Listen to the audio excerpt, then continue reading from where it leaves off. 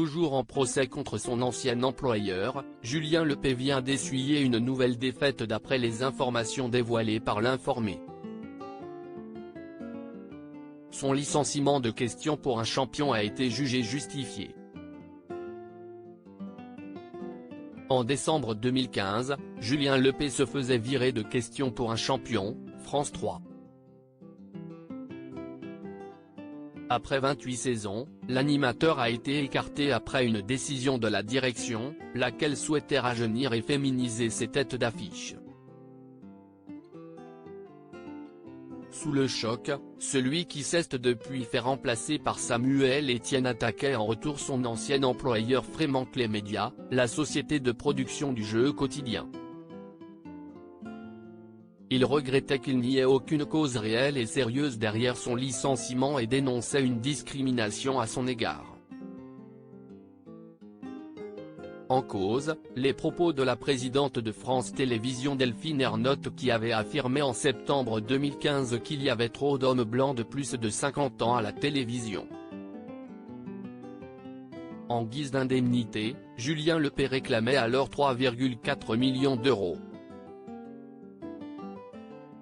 Malheureusement pour lui, 5 ans plus tard, en 2020, le Conseil des prud'hommes de Paris avait débouté l'animateur d'une large majorité de ses demandes d'indemnisation.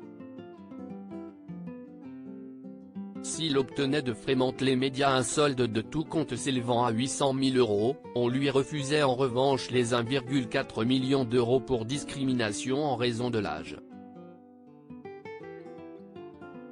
Il n'a pas non plus perçu les 480 000 € demandés pour compenser les conditions brutales et vexatoires dans lesquelles s'est déroulé le licenciement, ni les 500 000 € pour préjudice d'image. Face à cette décision, Julien Lepay ne baissait pas les bras et faisait appel. Un animateur antipathique, froid et prétentieux mais selon les informations de l'Informé, paru ce 17 mai 2023, le verdict de la Cour d'appel n'a pas reconnu la discrimination liée à l'âge et son licenciement a été jugé justifié. Et pour cause, il a été démontré que les audiences de Question pour un champion étaient en baisse depuis plusieurs années. Pour ne rien arranger à son cas, Eric Manka, avocat de Fremantle, a décrit un animateur antipathique, froid et prétentieux, payé près de 40 000 € par mois, pour 6 jours de travail environ par semaine. Lors du jugement, il était par ailleurs rapporté que la société de production avait saisi 278 396 € sur les indemnités de départ de Julien Lepay, pour les reverser au fisc.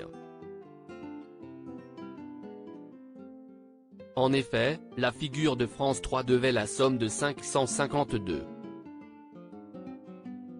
389 € au fisc.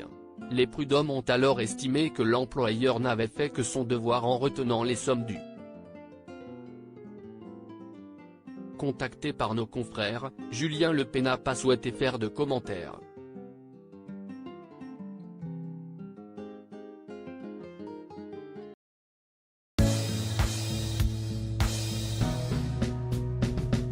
But there's all times through the rough times I think